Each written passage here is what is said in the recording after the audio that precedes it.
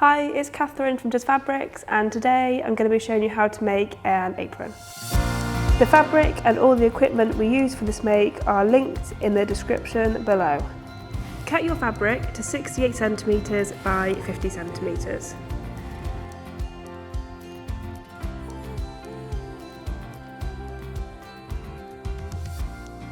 Fold over the fabric right sides together.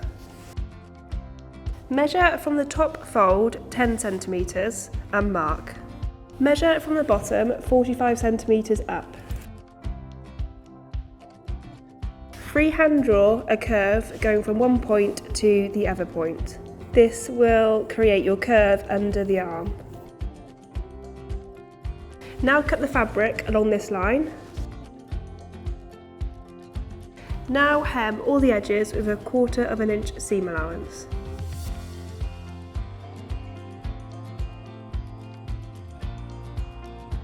Cut notches in the curved areas to help it lay flat.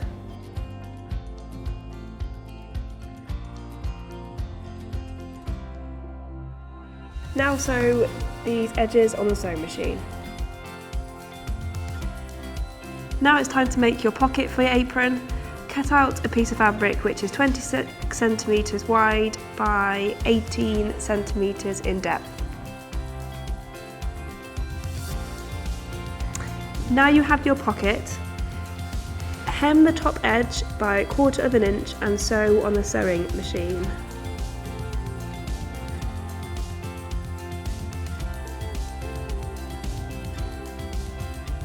Now you have sewn your top edge, turn the fabric over and hem all the other 3 edges using 1/4 inch seam allowance.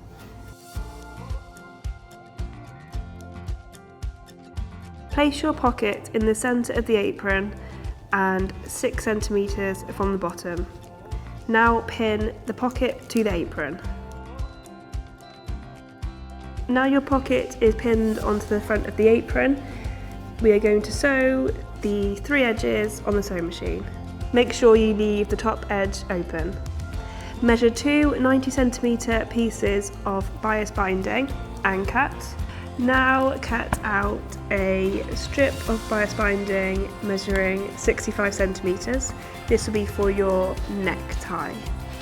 Because we're using bias binding, fold the edges inwards and sew along the open edge.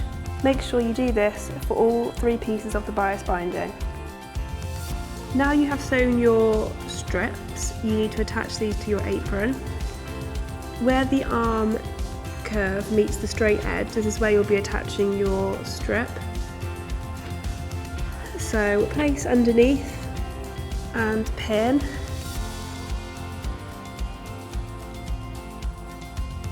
Now attach the top loop at the corners of the top edge of the apron. Make sure that the strip is facing upwards.